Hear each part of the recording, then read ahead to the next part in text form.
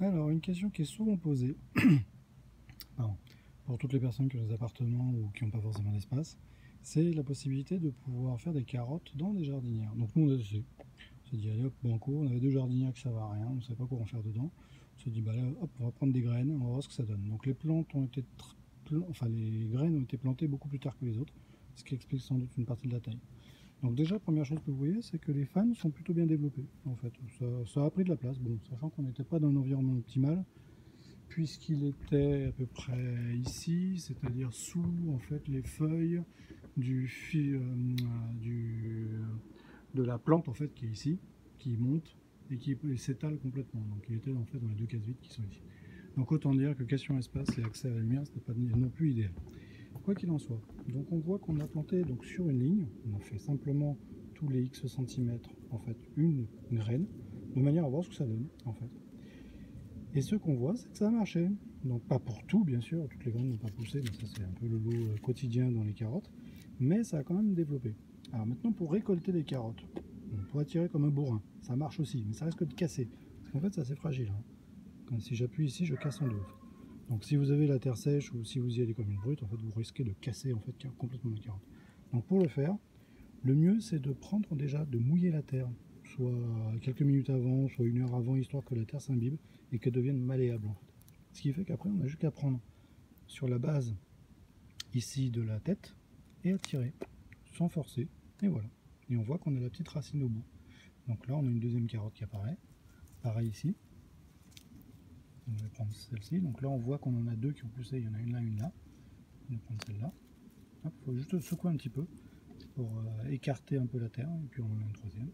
Bon là ça ressemble plus un peu au radis en termes de taille. Mais ça fait effet mini carotte, donc c'est aussi un truc intéressant pour les apéros, c'est sympa, c'est joli. Hop, on va finir les dernières, celle-là.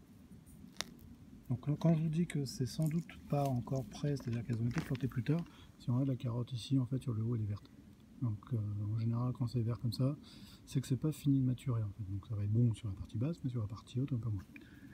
Par contre, si on voit une carotte comme celle-ci, on voit que la partie haute en fait n'a plus ce côté vert, et par contre tout le reste, reste bien orange et prend bien sa couleur de carotte. Donc la dernière que je fais ici, donc pareil, hop, on prend, secoue, et ça vient tout seul. Et puis la toute dernière, hop. Donc là on a une petite carotte. Donc ça fait que des mini carottes.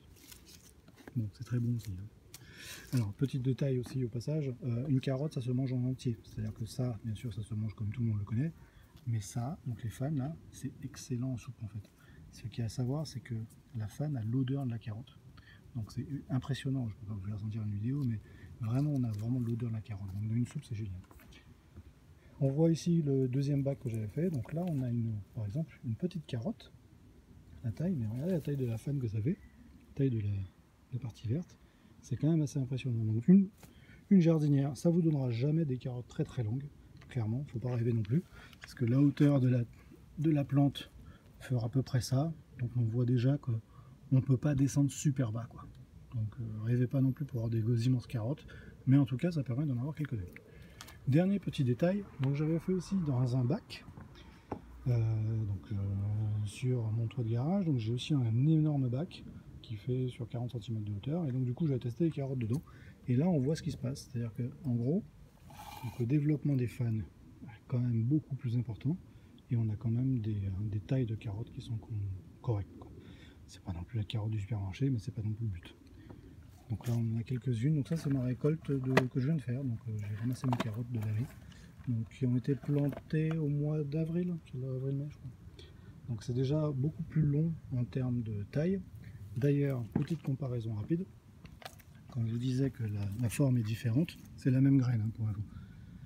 On voit bien la différence, non seulement de la taille, ça c'est bien sûr, il y a 4 mois d'écart, mais c'est surtout la couleur. Donc la couleur sur le haut en fait montre bien la maturation qui est différente. Donc là on a bien celle de droite a bien une maturation qui est une vraie carotte prête à manger, alors que celle de gauche a été faite beaucoup plus rapidement, et donc du coup elle est encore un peu verte sur le haut. Bon, ça se mangera quand même, hein, je vous rassure. Voilà, la prochaine fois on verra pour les poireaux.